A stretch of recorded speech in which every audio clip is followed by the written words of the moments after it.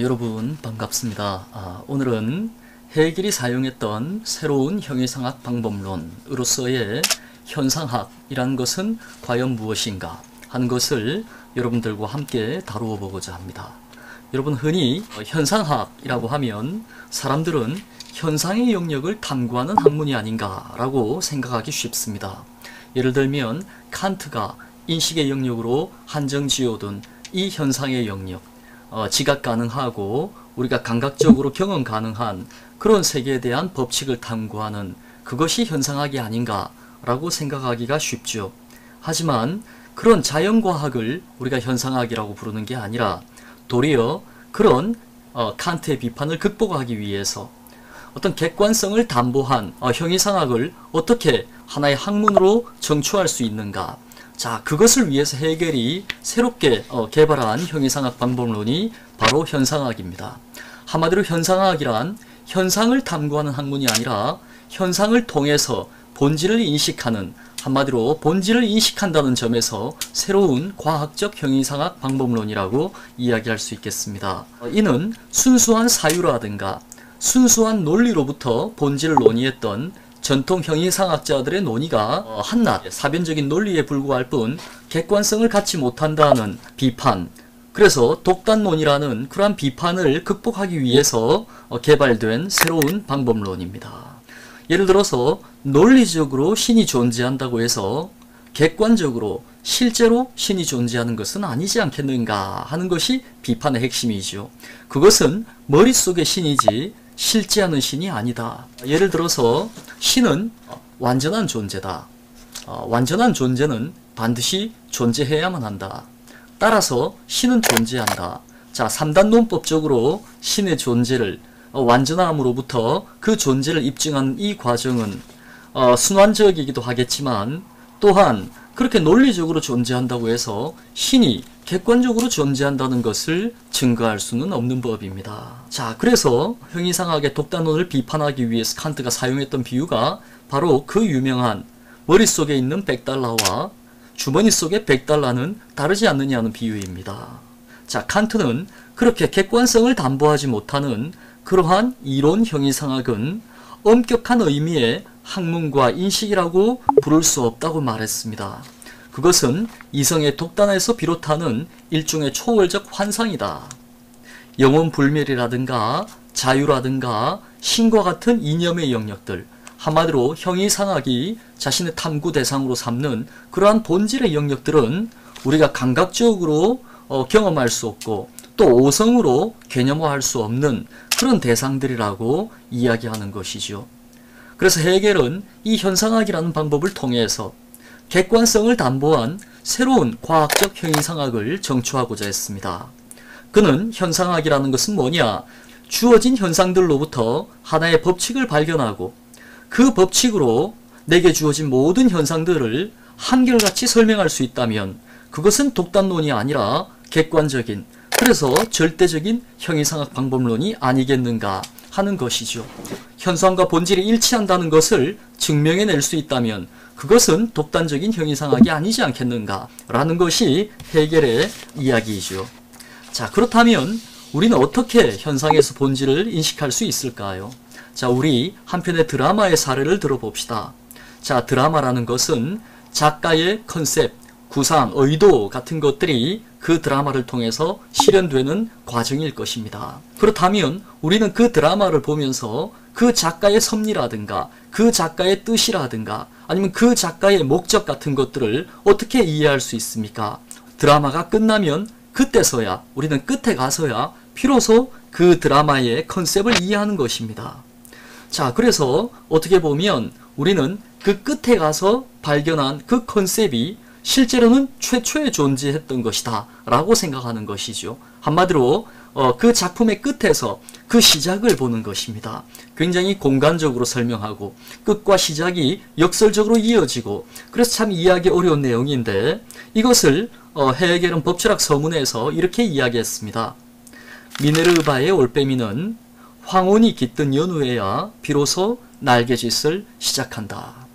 자, 이 말은 철학이라는 것은 미네르바, 지혜의 여신이지요. 올빼미도 지혜를 상징합니다. 그러니까 미네르바의 올빼미는 철학자를 이야기하는 것이겠죠.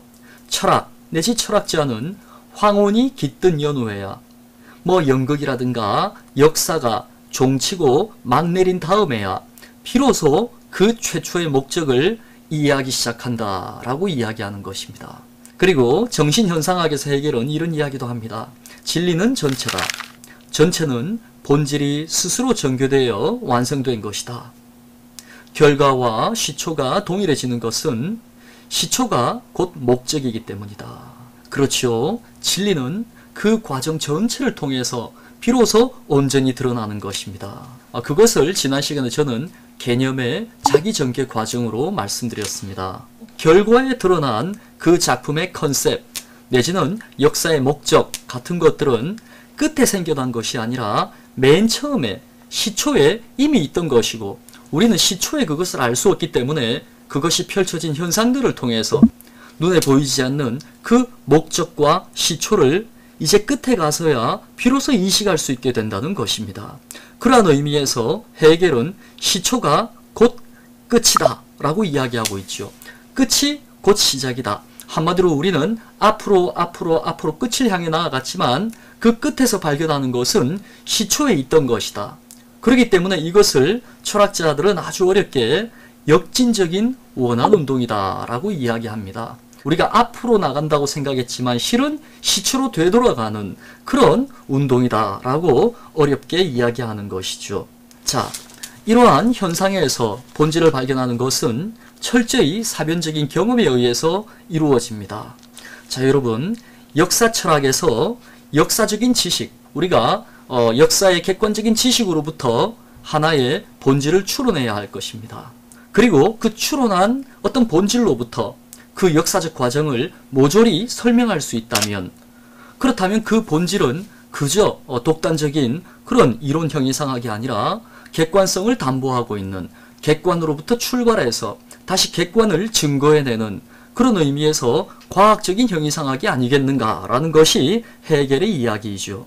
예를 들어서 역사적 사건으로부터 본질을 추론하고 그 본질로 다시 역사적 사건들을 설명해 나갈 때 뭔가가 내가 가진 지식과 내가 발견한 그 법칙이 일치하지 않을 때 우리는 내가 생각한 법칙을 새롭게 수정해서 다시 그 현상들을 설명해 나갈 것입니다.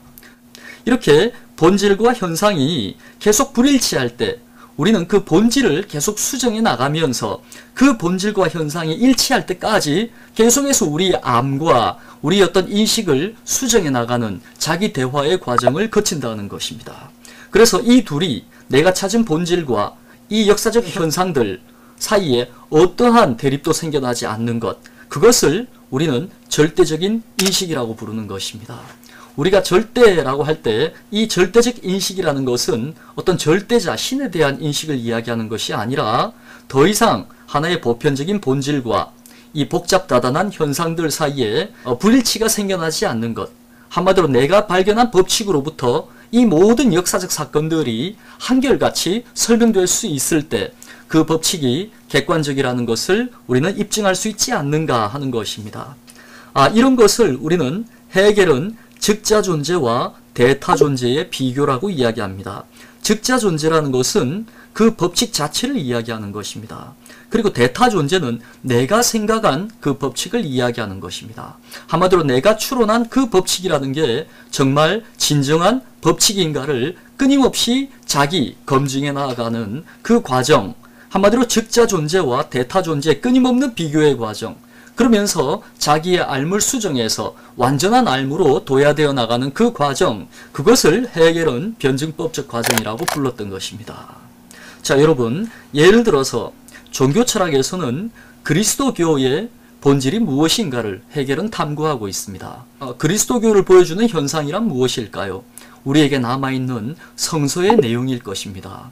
그러면 그 많은 성서의 내용들, 그 내용들 자체가 아니라 그 내용들을 통해서 결국 그리스도교가 말하려고 하는 그 어떤 본질과 핵심은 무엇인가, 그것을 찾아나가는 것이 바로 종교철학이라고 이야기하는 것이죠.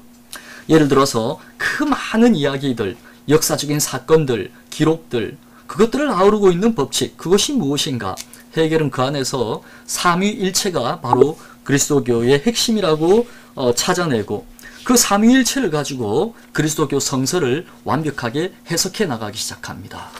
여러분, 한마디로 성부로부터 성자가 이 세상에 내려오고 그리고 이 성자가 어떤 신적인 삶을 구현함으로써 다시 신이 되는 과정, 한마디로 신이 자기를 인간으로 내려보내어서 그 인간이 다시 신이 되는 과정을 보여주는 그것이 바로 삼위일체요 그리스도교의 핵심이다.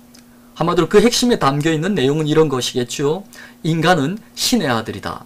한마디로 뭐냐? 인간 안에는 신적인 본성이 깃들어 있다. 그 삶을 통해서 그 신적인 본성을 충분히 우리가 살아갈 때 우리는 비로소 한 개인이, 인간이 신이 된다는 그런 이야기를 하는 것입니다. 신적인 주체성, 그것이 바로 그리스도교의 핵심이라고 이야기하는 것이죠. 이러한 즉자 존재와 대타 존재의 비교는 우리의 의식 안에서 이루어지는 사변적인 경험입니다. 여러분, 헤겔 철학을 할 때 우리는 철저하게 사변 철학이다 라는 이야기를 굉장히 많이 하죠. 사변, 스페큘라치온, 영어로는 스페큘레이션입니다. 도대체 이 사변이라는 게 무엇일까요? 한마디로 우리가 가지고 있는 지식과 거기로부터 추론한 어떤 법칙, 본질과 그리고 이 둘 사이의 비교라는 것은 실제로 우리 의식 안에서 이루어지는 비교라는 것입니다.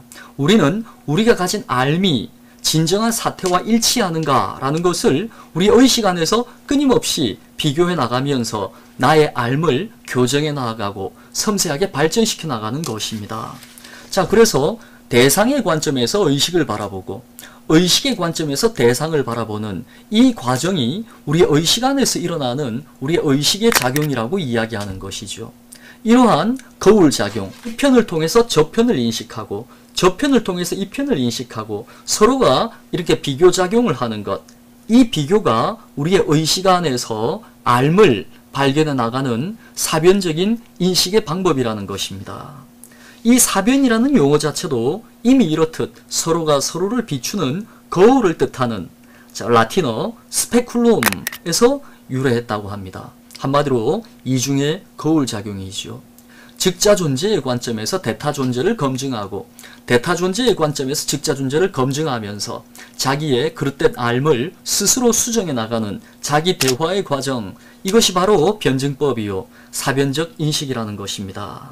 더 이상 수정할 필요가 없을 만큼 의식과 대상이 아니면 존재와 인식이 완벽하게 일치할 때까지 이 과정은 계속된다는 것입니다. 당시 독일 전역 그리고 베를린 대학에서 헤겔과 최고의 쌍벽을 이루던 철학자는 헤겔에게 질투하고 헤겔과 이렇게 경쟁하고 싶어 했던 그런 쇼펜하우어가 아니라 사실은 베를린 대학의 신학부에 있던 슐라이어마흐 박사였죠.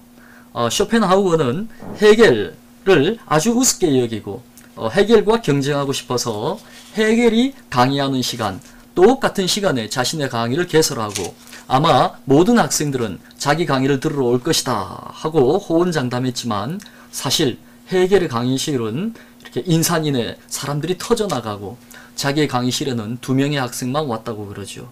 그래서 사람들은 그때부터 쇼펜하우어의 염세주의 철학이 시작된 거 아닌가 하는 농담을 하기도 합니다. 사실 헤겔을 진정한 헤겔로 만들어 주었던 그 당시의 경쟁자, 한마디로 헤겔과 슐라이어마흐는 그 당시에 독일인들에게 가장 인기 있던 바로 두 사람이었고 그 두 사람은 베를린 대학이라는 독일 최고의 대학의 철학과와 신학과에서 아주 훌륭한 강의들을 하고 있었습니다. 헤겔과 슐라이어마흐는 은근히 서로를 경쟁자로 여기면서 자신의 이론을 발전시켜 나갔죠. 아주 훌륭한 경쟁자입니다.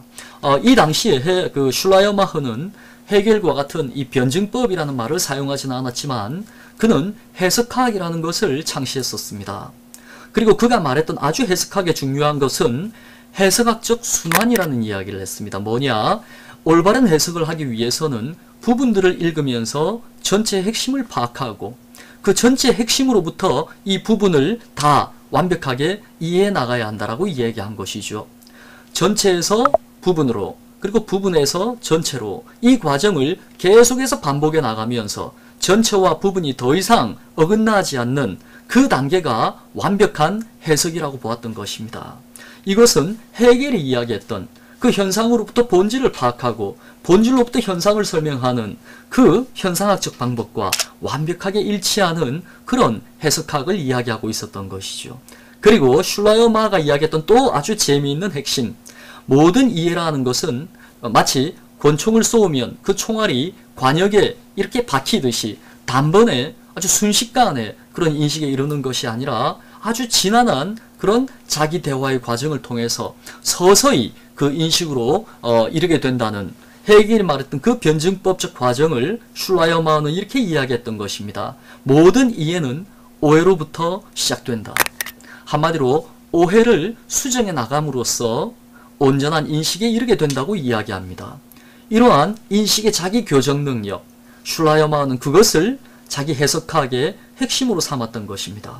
그런데 이런 부분과 전체의 변증법이라든가, 그리고 오해로부터 이해가 시작된다, 한마디로 확신으로부터 진리에 이른다는 헤겔의 이야기와 슐라이어마흐는 거의 똑같은 논리를 서로 다른 버전으로 이야기하고 있었던 것입니다. 바로 이것이 정신현상학에서 보여주는 절대지에 이르는 자기 대화의 과정, 한마디로 변증법적 인식의 방법입니다. 우리는 이것을 바로 현상학이라고 이야기하는 것이죠. 그렇다면 현상학을 통해서 발견한 역사의 궁극 목적은 무엇일까요? 자, 이것은 방법이고 도대체 이 세계사의 사건들, 그것들을 통해서 발견한 역사의 궁극 목적은 무엇일까요? 과연 그가 이야기하는 세계사 속에 반영된 신의 섭리는 무엇일까요? 그것은 다음 영상에서 계속 이어가도록 하겠습니다. 자, 여러분 수고하셨습니다.